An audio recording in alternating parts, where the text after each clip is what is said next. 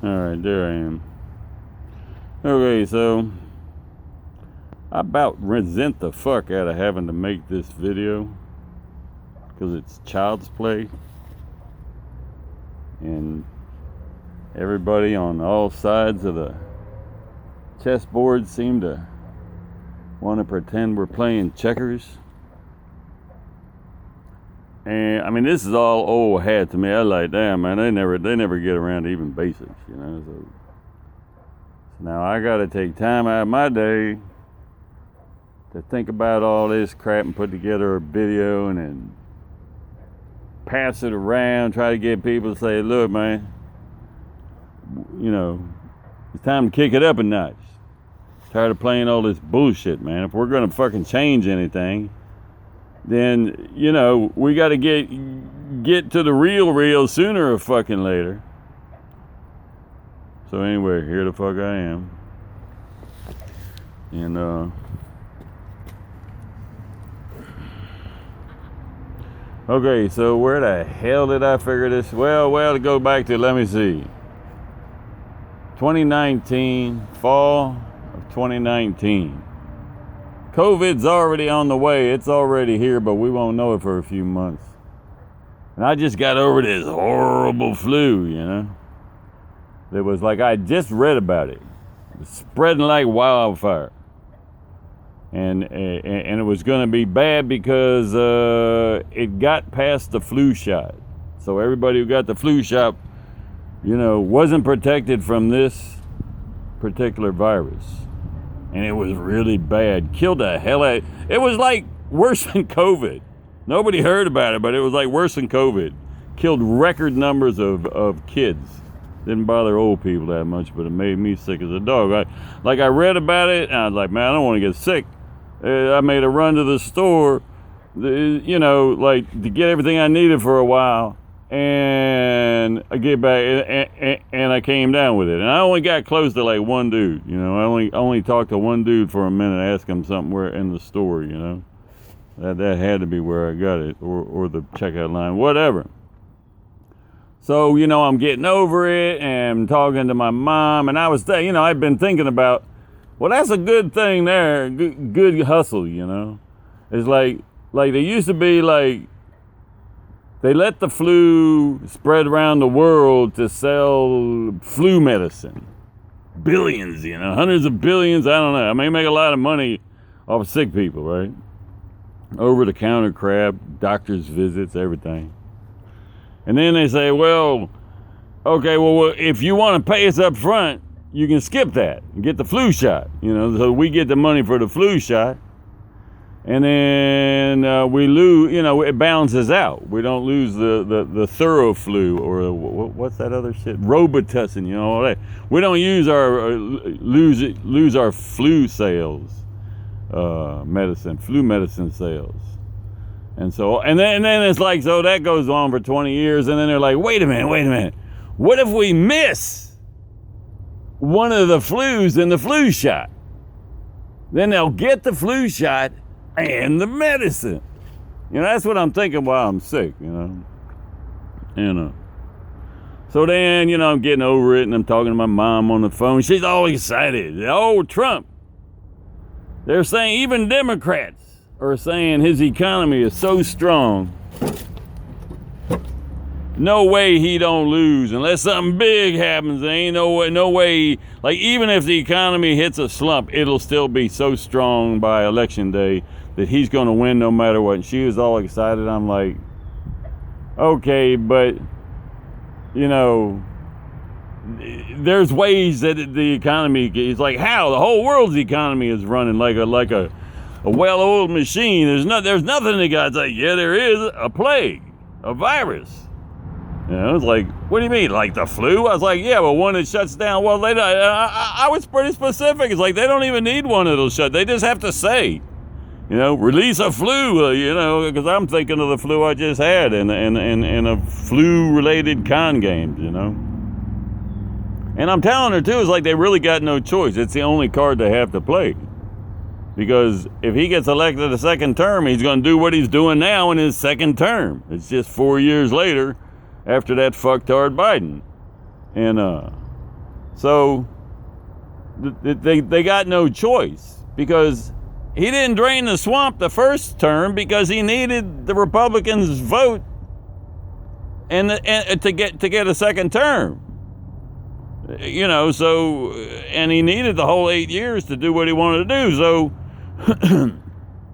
everybody knew he's going to drain the swamp as soon as he wins this election. We got to shut down this economy. We're all going to jail for treason. We're going to prison we're going to the guillotine for fucking treason. And the only thing they had was releasing a virus from a lab and saying it came from nature. I told my mom all that shit. So, but that's not what this is about.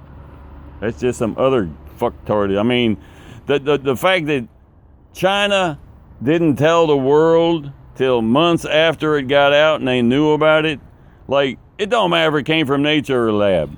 That was a biological attack on the human race, and that should have been a discussion from the beginning, and it wasn't. But anyway, that's all lollipop. That's like lollipops compared to where we need to really go if we're going to fix everything. Because the swamp is deeper than a bunch of idiots. It's a culture. It's a cult. It's anyway. So, because I grew up in it. I'm right here, Fairfax County, home of the CIA. That's where I live. That's why I know how to follow things, from reading the local newspapers that are about everything. But if you got to read like the Washington Post and whoever, like right now, the Washington Times. When I was a kid, it was the Washington Star. You got to read both newspapers and the editorials and look for mistakes, and then go to the library and then go look into the mistakes and find out what's really behind it. And after a while, you start to say, oh, that's how this fucking town is played. So none of this stuff is new. This is the way they play. They just used to be a lot better at getting away with it.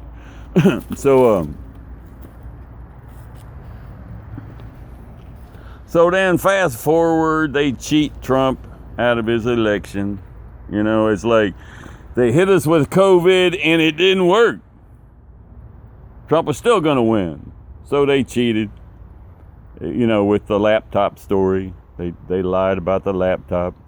Same kind of people who would be needed to unleash a plague on the human race in order to get Joe Biden elected instead of Trump. Same kind of people needed to cheat the election the way they did. The 51 intelligence people, the laptop came from Russian disinformation, like right before the election, and Trump lost on that. Everybody fucking knows it. So everybody's mad. The Republicans are mad, so then they have January 6th, they're going to have a rally. And again, talking to my mom, because we talk about, like, we talked for years about stuff, so, pretty straight with her. She, you don't need so many gaps filled in every time we have a discussion, because we talk about stuff over, 66 years of discussion. So she's like, well, what do you think is going to happen on January 6th? Well, I mean, I was concerned about it. It's like they're going to riot. They're going to fake a riot. They're going to make, they got to kill this thing. They January 6th is like,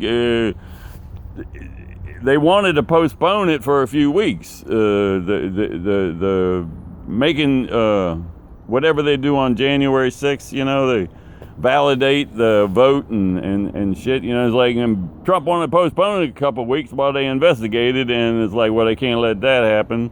So they'll need to fake a, some kind of insurrection. That's what, it's like.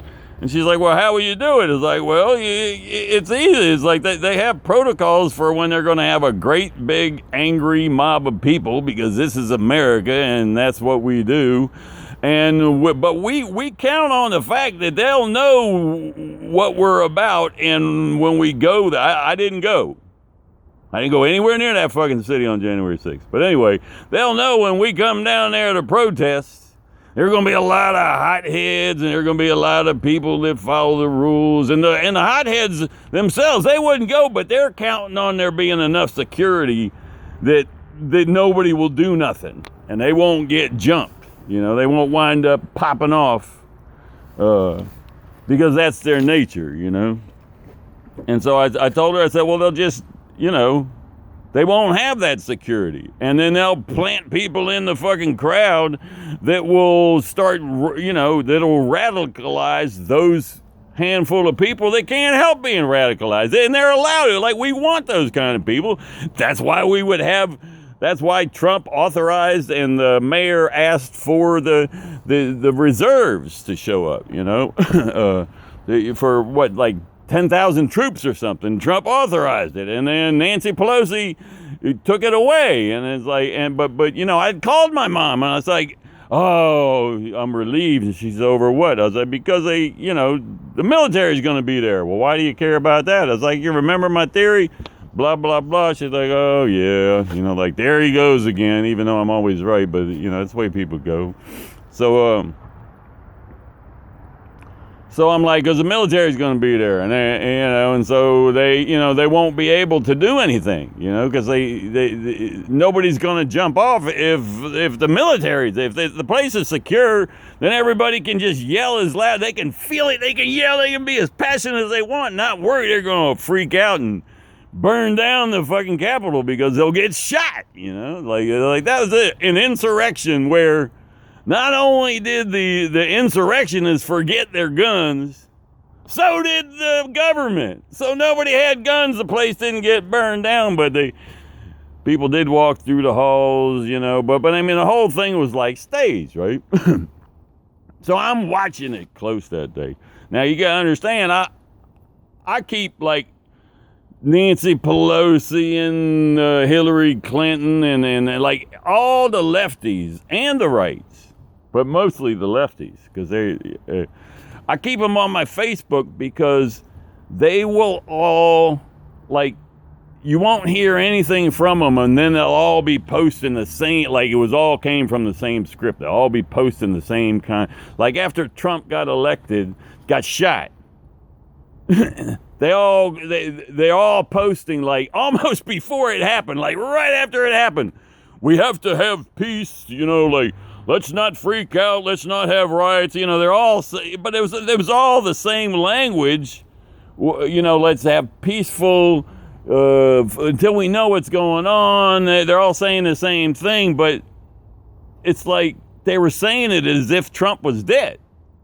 It's like, no, he got winged in the air, and he's like a big hero. It's like no one's gonna jump off over that. It's like, we won that gambit. Why are these people talking like we're getting ready to burn the country down because Trump just beat an MK Ultra assassin or whoever? You know, it's like that's the other thing. Like the other day, the president was asked about, you know, more about the shooters to try to kill him and Iranians and shit like that, and he was like, yeah, you know,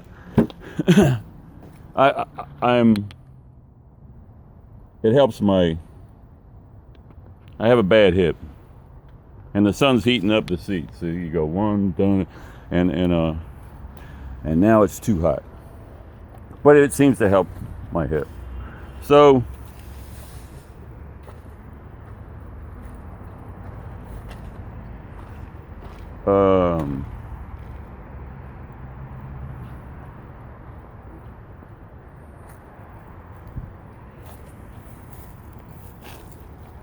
like somebody asked the president, like, are you learning anything more about the shooters? It's like, you know, they seemed like they were dragging their feet or covering it up. When Biden was there, there was no answers, and then you've been in office a few months, and there's still no question. And he's like, you know what? I've been wondering that myself. Like, where, you know, like I figured we get some answers by now, you know. And then I keep Dan Bongino on Facebook too, you know, and he ain't been posting anything. since he became assistant whatever to the FBI. You know, became a bigwig. You know, and so all of a sudden he's posting, well, just because you don't see it don't mean we're not doing stuff back here. You know, and he posted twice, you know, like he was telegraphing to the president and to everybody else, stop asking the president questions he's getting, you know, because he's looking at me. That's the thing he asked me to look into. He put me here to make sure nobody would, you know, to make sure there was no malfeasance and then so he's making excuses, and then it was like less than 24 hours later, I hear he's heading down to Florida because of the shooting at the Florida University, which is like he lives in Florida, but now he's up here. So, you know, it's like, what does he need to be down there? Well, it does afford him the opportunity to go run around and say hi to it. He likes to drink a lot, you know, and he brags about going to the bars down there and getting drunk with his wife on the weekends, you know. It's like, oh, yeah. So he's supposed to be doing stuff for the president, but he's fucking off, you know. And, which that's why I'm here. It's like, it's pissing me off, man, because that fucking cocksucker fucking, he covered the January 6th bombing of the DNC headquarters and the RNC club or whatever the fuck that is. He covered it at ad nauseum. I think that's where I hear him use it on the radio, you know, ad nauseum, like, till you're sick of fucking hearing about it, you know. And he covered it like all the time. I mean, his show was always like the same damn show every day, and it was like just easier, you know, like get up with a hangover and like, hell, I'm Dan Bongino. I don't even need to look at the news. I'll just say the same dumb shit every day. And so but the big story that he did cover was the bombing. And he'd have the people that covered it on there, and he'd just ramble off on it for 10 minutes here, 10 minutes, you know, just to blow some time. But I was like always struck by the fact that he, you know, he never got to what really happened. You know, like he was obviously covering it up, you know, and he was also like always putting pressure on the president. In subtle kinds of ways with his ridiculous show. Like, I mean, anybody who listened to it could see he's angling for some kind of position within the administration. You know, I think he wanted to be head of the Secret Service because he used to be in the Secret Service, right? And, and he was always, and if the president came on the show, he would interrupt he would force the president into a corner where the president had to agree with some bullshit narrative he'd been saying for, you know, repeating every single day for a month, and he put the president on the spot, and you could hear the president like, oh God, you know, it's like it's as if Dan thinks we're there to listen to him when President Trump's on the show. You know, it's like, no, let the president talk. Stop interrupting him. You got nothing to fucking say that we need to hear when Donald Trump. You got nothing to say when there's nobody on the show but you. Your producer, Jim or John or whatever, he is exciting. When he gets on there, you go, oh, let's see what he's gonna say, something stupid, but the way he says it is like funny. Dan Bongino just says the same dumb shit. So anyway, and he goes to Secret Service, you know, like after covering the bombing the way he did. But never getting to the obvious point of the whole thing. See, it's like the Kamala Harris was in they found the, well, see, they didn't, the Secret Service didn't find the bomb just laying there outside the DNC, and 2 cop cars, probably Secret Service and DC, Capitol Hill police. I don't know, but you know, we've seen the video, you know, and it's like the bomb is like right next to their car, like 20 feet from their car, and some passerby goes up and tells them, hey, there's a bomb over there in the bushes, and Kamala Harris is inside the building.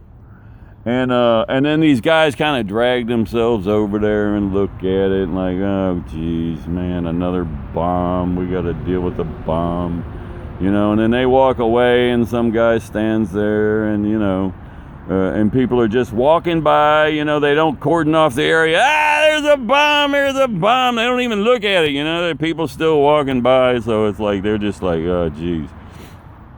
And then the whole thing gets covered, you know. Then they don't investigate it. They never find, you know, there's a video of the guy planning it, but, you know, it was a fake video, so that you couldn't really make out his face. So there's all these details, and it's like, you would think that we'd never hear the end of Kamala Harris talking about getting, you know, them trying to kill her in the DNC, you know, at the DNC on January 6th. I mean, that would have been the obvious thing, but the whole thing just kind of went away.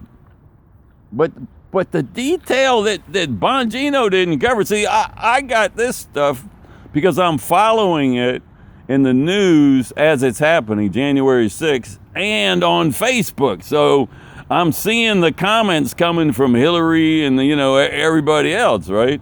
And so the riots start.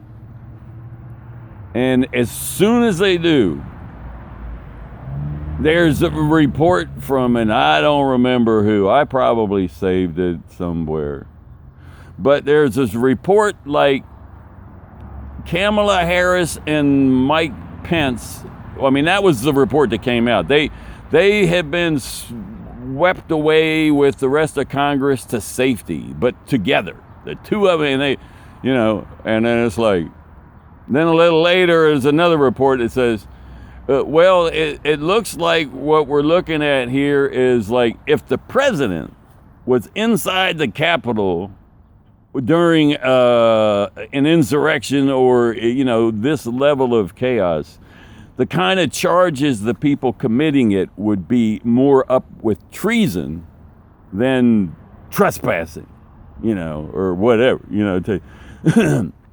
So, and he said that's what they're angling for. You know, they're going to charge these people with high crime, you know, like the highest crime there is, because the president. No, they say they could have, but he said, but the thing is, because the new vice president and the old vice president were in there together, the two of them equal a president. That's what the lawyers were telling them. Like I mean, if you're following the whole thing, you're like, okay, so that was the plan. They're going to fake an insurrection with the two vice presidents in there, because the president's out there leading the thing. And he's out there at the rally, so he's not going to be inside. So they come up with, some lawyer come up with this thing. Two vice presidents equal a president.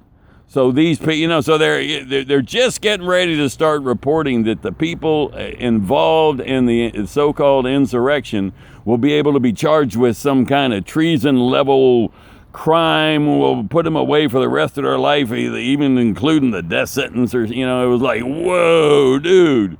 And then like, and I kept coming back, wait for him to start reporting it, and then it was like the same guy came back and he like, no, they made a mistake. That doesn't work. It's like two vice presidents don't equal a president.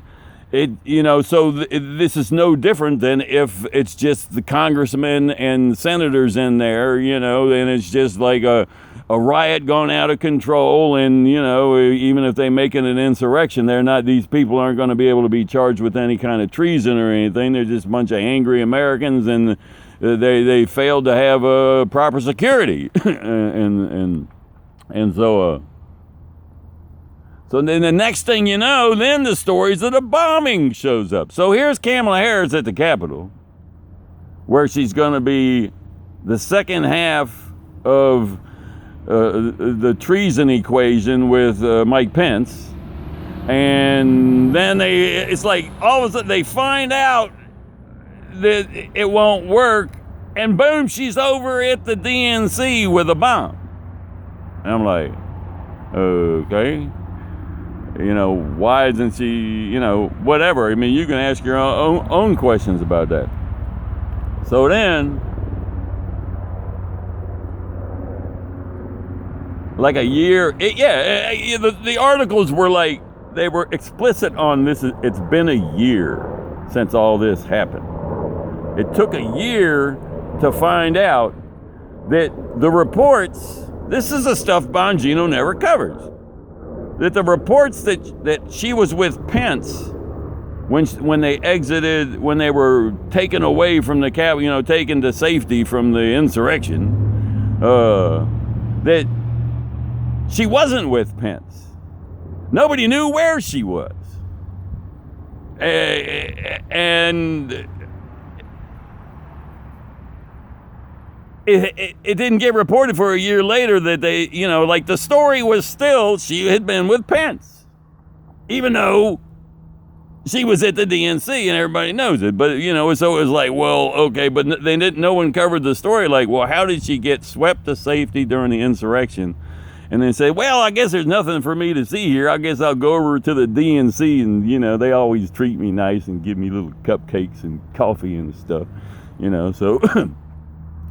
So the story comes out a year later that she wasn't there and nobody knew where she was.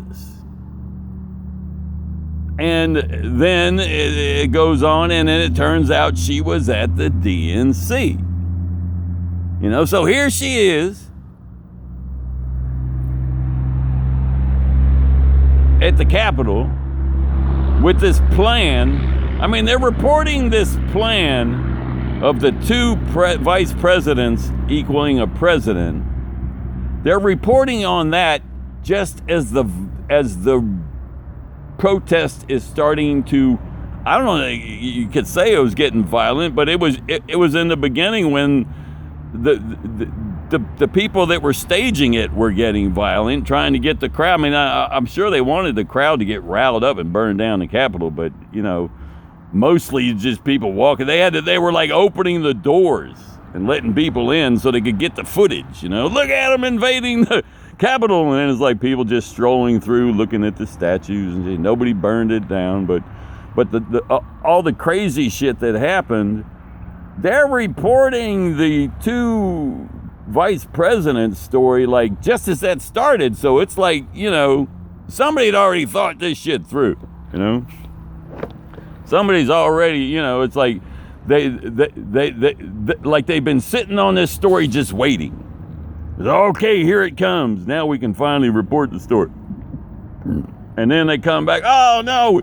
And like after they report the story, a real lawyer contacts them and says, that ain't gonna, no. Two vice presidents don't equal a president in that situation. So then all of a sudden, she disappears. Well, it's like she apparently wasn't with Pence in the first place. They just reported that, like that was the script. And then she heads over to DNC where there's a bomb, supposedly, but that never gets reported either, So it's like all these failed it's like when it got to the point where they wanted to report on the bombs,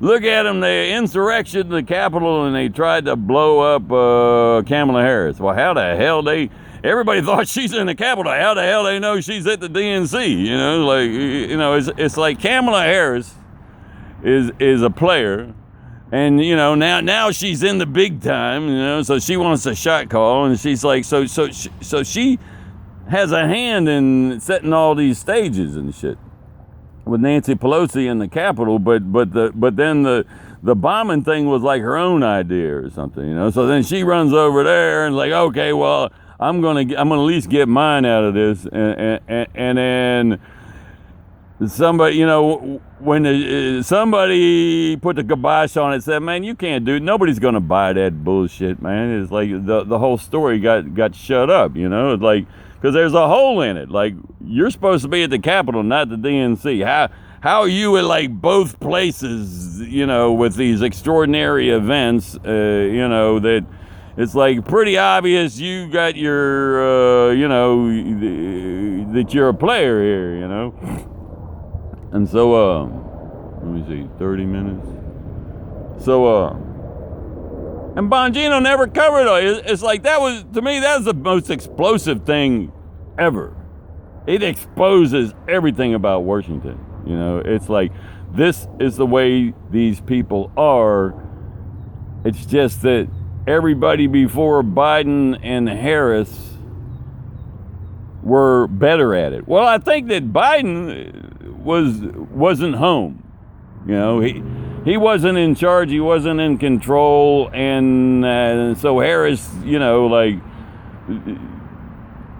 she took control of the field that, like, normally there'd be a lot of other people weighing in on it and say, no, don't do that. And Joe Biden would listen. Joe Biden said, oh, I ain't doing that nonsense. But she's out there unleashed, doing, she's like, I am woman, hear me roar. She's going to take down the whole game. And then,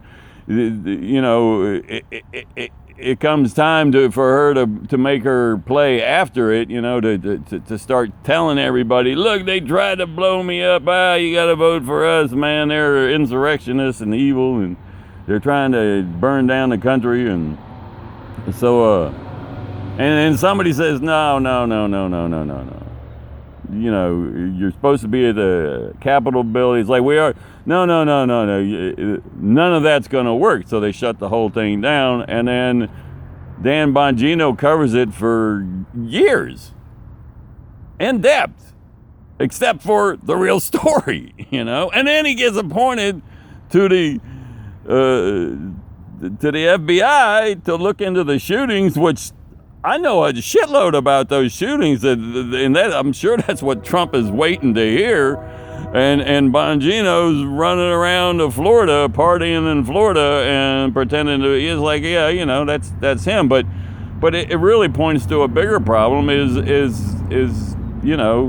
like all these talk shows here in D.C., WMAL, they're all handled, man. They do not cover what's really going on. They never do. They never have.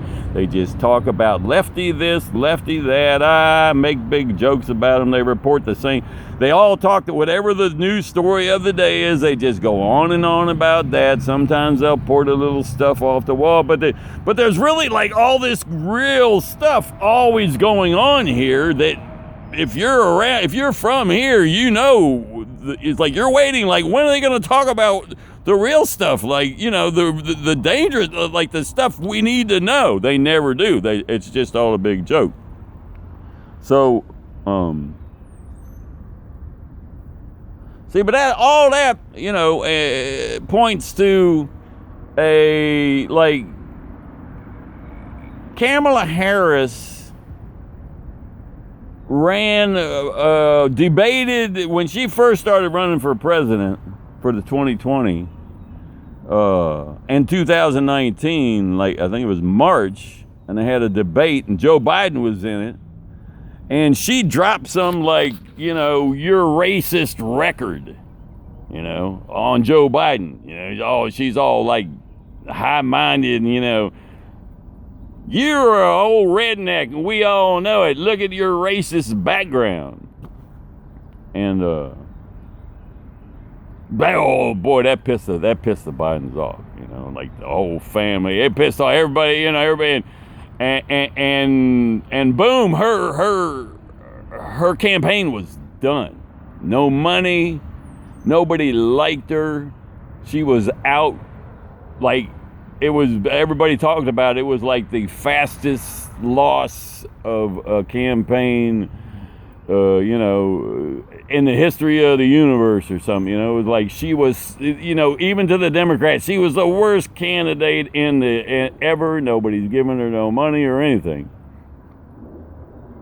Then boom, she winds up being Biden's choice for vice president. And everybody's like, well, Biden's a little slow. Everybody didn't know how slow, but they didn't want no one to look stronger than him, so they chose a dum-dum, like that was the reason that they chose Kamala Harris. But see, at the time, the George Floyd riots were in full swing in Minnesota and shit, right? And see, here's another thing that nobody talk about: George Floyd.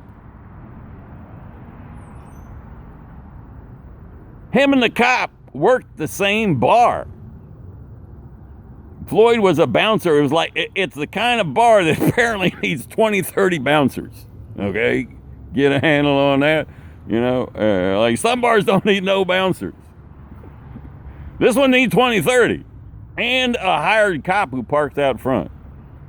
So he works the outside, they work the inside.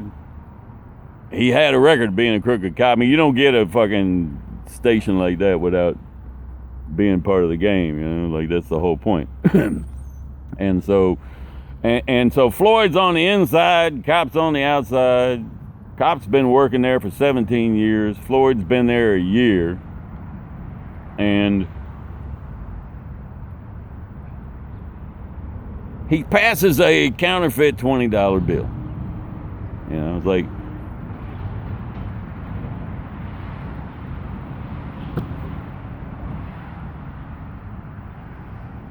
that kind of bar is where counterfeit money is like second currency. It's like, if you're in the game, you can counterfeits coming from the particular source, whoever's running the fucking whole town, that the cop is working for and Floyd's working for, and it's all a game. It's called dualism. Look it up. The CIA, look up the absolute. It's some kind of Gnostic. It's like part of all their weird cult beliefs crap. But it's like, see, non-dualist is God and the devil. There's a real war between good and evil. Dualism, maybe I got wrong which one's which, but one of them is God and the devil are fighting a real battle of good and evil. They're arch enemies.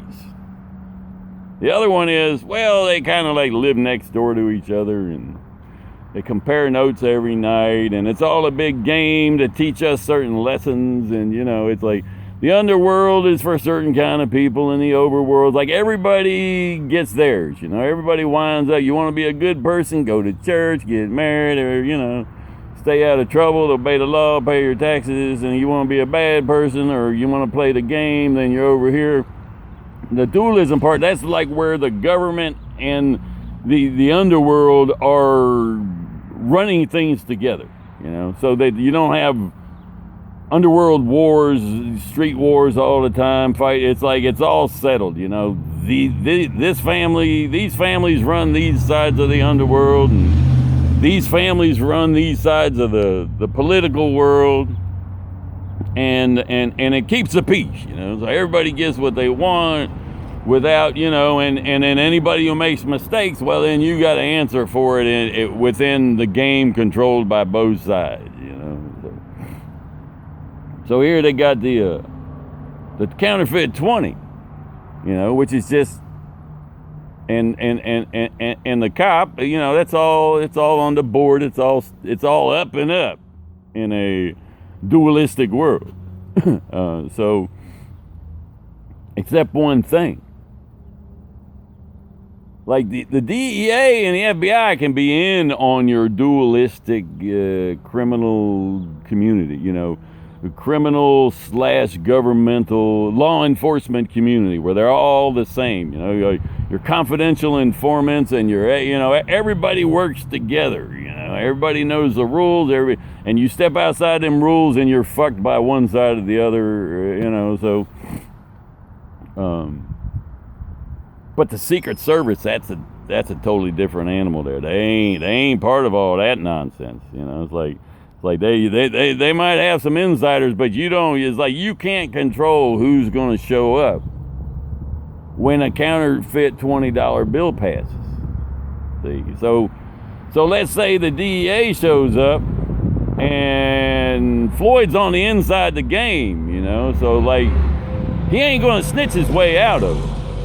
You know, it's like they're gonna settle it however they settle it, but he's not gonna go telling the FBI or the DEA or the Minneapolis police or investigator. He ain't gonna go snitching to them because they're all like, you're snitching on us, to us, you fucking moron. Secret Service up. They come in and see, then he's like, and they're not just gonna let him walk. They're not going to say, man, don't do that stupid shit again. Because see, in the video of him getting killed, from the time he's getting out of the car, he keeps saying, I ain't that kind of guy. I ain't that kind of guy. Like, what the fuck is he talking about? I ain't that kind of guy. Please don't kill me. I ain't that kind of guy. No, I don't want to die. I don't want to die. I don't want to die. Excuse me. So, but see, at one point he goes, I know, but he's like, he says how the cashier didn't know who he was. He's like, not everybody knows. I didn't know. I didn't know he didn't know. You know, I don't want to die. You know, but so basically it's like, he thought that store was clear for him to go in and spend counterfeit $20 in. And that store was in part of the game, you know, so the $20 bill could be turned into the local, you know, counterfeit mafia for real value. So he could actually use it, you know, but it didn't work out that way. Like, so either that store, it just had a guy on duty that wasn't in the game, had a guy on duty who said, you know, who was ordered to drop this, you know, to, like, Floyd was becoming a problem, or, you know, whatever was going on there. Floyd thought he was chill. That's what he's saying. He said it. I know not everybody knows, you know, I made a mistake, or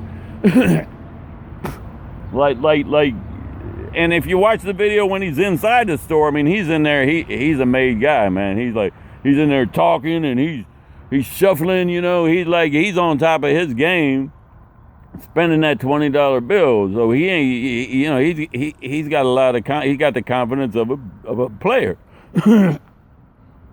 He doesn't see any problem. It's just another day, you know, another counterfeit 20. It's all part of the inner, you know, like you go into a store where everything has been hijacked off of trucks and shit, stolen stuff, you know, like there's a whole underworld in every city, you know, where if you're connected, you can get access to a lot of stuff. And then like the currency they use is the counterfeit currency. It's probably got little markings on there that say, you know, so that you know it's not counterfeit. It's like, no, this is real street money. This is like the real official monopoly money. Not the government's got monopoly money. This is our own inner Minneapolis government money. And so and he's like, I'm not that guy. I'm not that kind of guy. But see, that guy, in mob terms, that's a term used to refer to somebody who we got a problem with. You know, he's not our friend, you know. And he's saying, I'm not that guy. He's like, I am your friend. I'm sorry, I didn't mean to do that.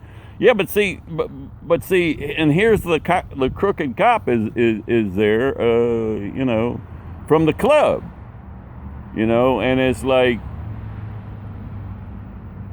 if they know Floyd got to go, man, because if he is still alive in the next 10, 20 minutes, he's going to be talking to the Secret Service, and he's going to be facing real charges. And the guy is like a big time loser. His record, it drops to the floor. he's going down for the rest of his life over that counterfeit 20 unless he gives up a bunch of information. And that's the way the game's played. Everybody snitches now. It's like, if you can snitch, you snitch. You generally snitch on everybody on the streets. Generally you snitch on a bunch of guys that haven't done nothing. A bunch of guys that are just around the edge of the game, you know, and the real players, you know, nobody touches them. And then the guys that wind up getting locked up who ain't nobody, they get made into somebody when they're locked up. So, you know, it's like it works out. They come out now they got respect, you know, if they handle it right. You know. So it's like he had to die, or he'd be talking to the Secret Service. Everybody's gonna get snitched on. And that shit's like obvious to me. I know enough about the streets. It's like that shit's obvious from the get. You know, just watch. As soon as I found out that the cop worked at the same club he did, and it was a serious club, and they'd been there together, it's like, oh, no. Okay, I see. You know, it's like, it's so obvious. And then you have to go like, well, wait a minute. So Kamala Harris was a prosecutor in San Francisco, like the state attorney for California or some shit like that. Came up in San Francisco with Billy, or with the boyfriend was Billy Martin or Billy, I forget the name of the guy, but she had like the guy around town, you know, for the boyfriend, you know, when she was just first starting out, you know, when she was nobody. And so of course she would have saw all that too. You know, if I saw it, then she would have, without a doubt, would have seen like what really happened with George Floyd. You know, and everything's jumping off, and it gets to the time to choose the vice president. And if you follow that process, it was like it was confusing. And then when she got chosen, it was everybody like, whoa, what the hell is that? So you're like, oh, I see. So she's like, you better choose me, or I'm going to start talking about George Floyd. I start talking about the real story. You know, so they got to choose her, right? She checkmates them on that shit. And so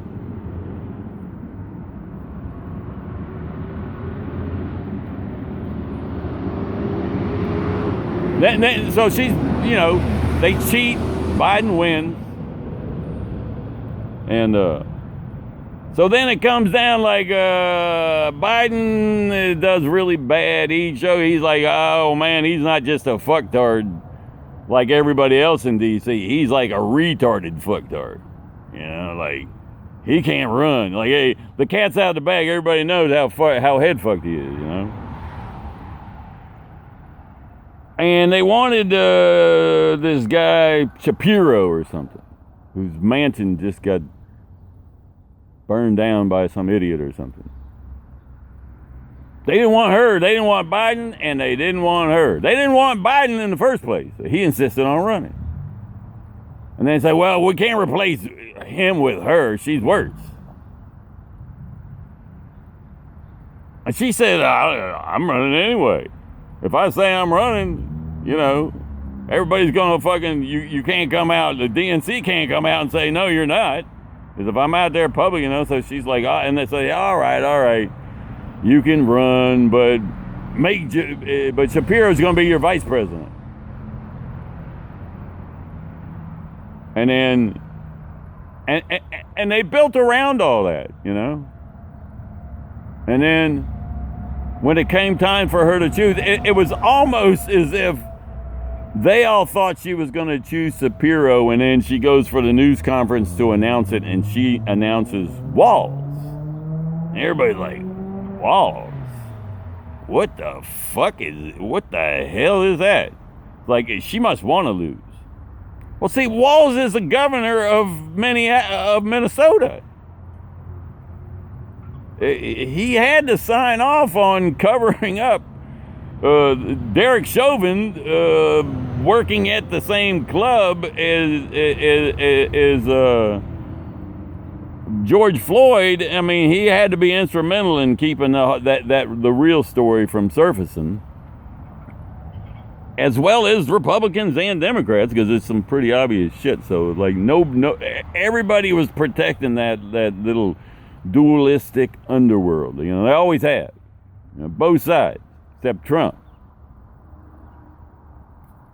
And but see, he's not supposed to know it exists. That's why they hate him. Like when he finds out how we really run the country in Europe, and you know how the system, the cult that runs everything, how it really works, you know, he'll tell everybody, and we'll all be fucked. So of course, so she chooses somebody that she got in her pocket. You know, it's like Shapiro, you know, like she can't hang nothing around his neck to make it, because, but she can Walls. So she chooses Walls, and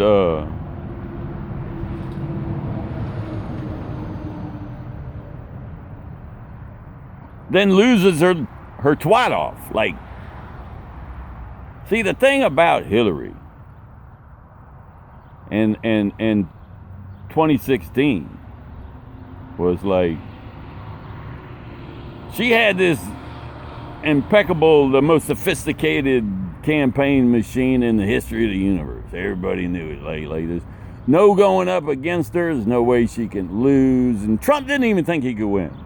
He was just making a run at her because he didn't like her. He didn't like the liberals and the left taking over. He's a lifelong Democrat. Republicans didn't want to put up anybody against Hillary, so he's like, all right, we'll have two Democrats running again. You know, a progressive Democrat running against a liberal. He's a liberal. Well, he was, you know, conservative liberal Democrat his whole life. so you know, and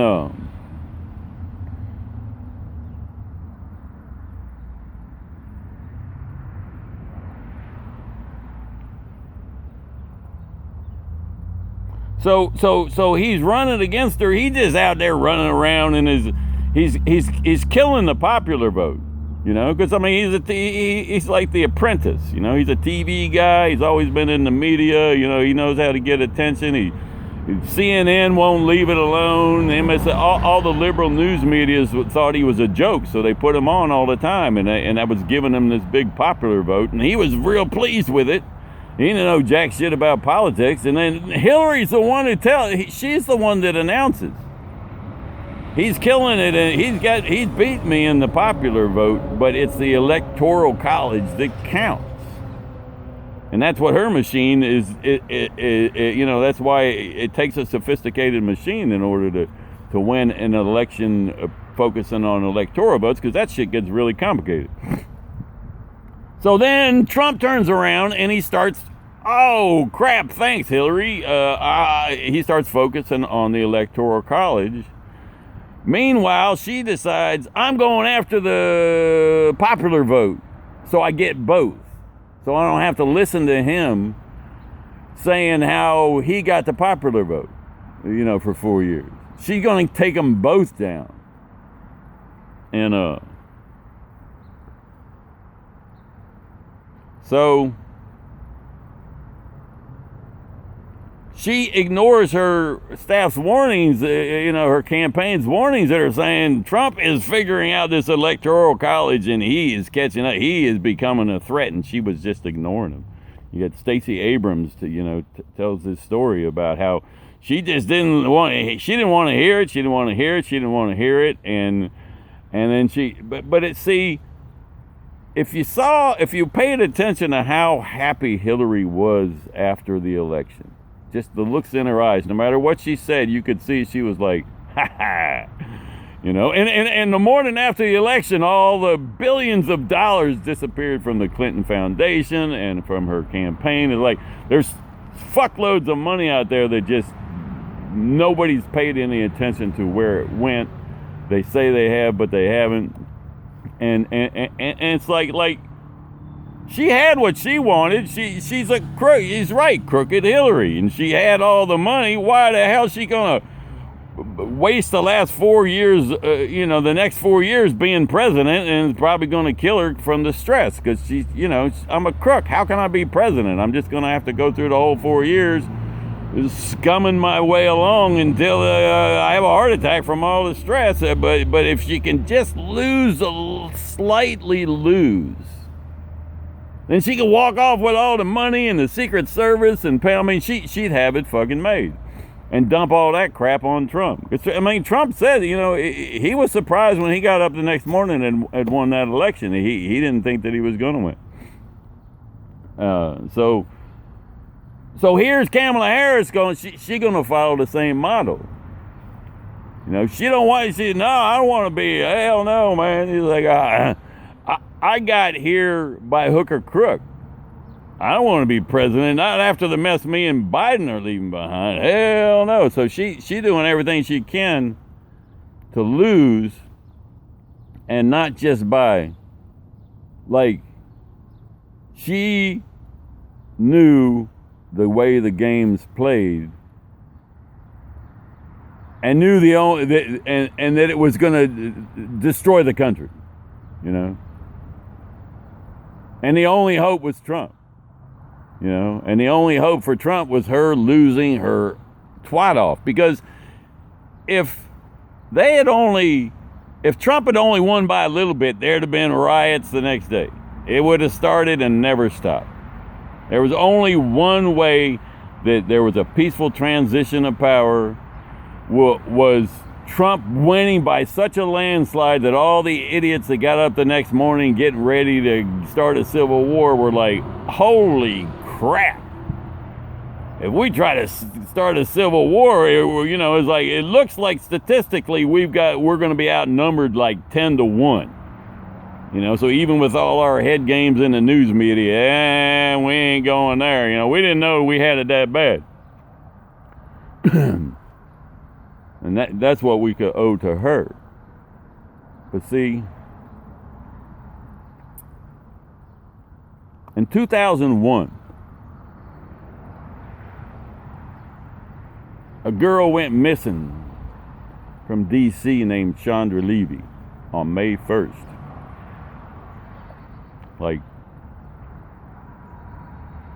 Bush's 100. The story then was Bush accomplished everything he campaigned on, he was done within the first 100 days. What's he gonna do for the next few years? That was the story. He'd got it all done so fast, and May 1st is like the first day, the 101st day or 102nd or whatever. That was the story. She goes missing, and her mother came to D.C. and started raising hell about it, and hiring fancy law firms and going to the news media and making noise, and she wasn't going to just let it go. And see, the thing is she'd been hanging around this Congressman Gary Condit. She was here as an intern for the Federal Bureau of Prisons, wanted to be an FBI agent. And at the time, there were what they were calling rolling blackouts in California, which was killing old people because their air conditioning wasn't working. There was a heat wave. And so, which later turned out to be Enron, which was like Bush's biggest donor. And they were ripping off California for hundreds of billions of dollars. And killing people in Chandra and Gary Condit's district, because Gary Condit was her congressman, but they were making it out like they had had an affair, and he knew something about what happened to her, and everybody was chasing him all over the place. Well, and here it is again, this obvious note that nobody reported on. And it was in the news, but it's in back pages and only a few times, and so hardly anybody ever paid it any mind. But Gary Condit was meeting with Dick Cheney at the time she went missing in his office, in official meeting. So he had like the second best alibi in the universe. You know, the first would be he was meeting with the president. No, he was meeting with the vice president and the vice president's energy task force, which was nicknamed Enron, the Enron task force. At the same time, Enron is rolling blackout, ripping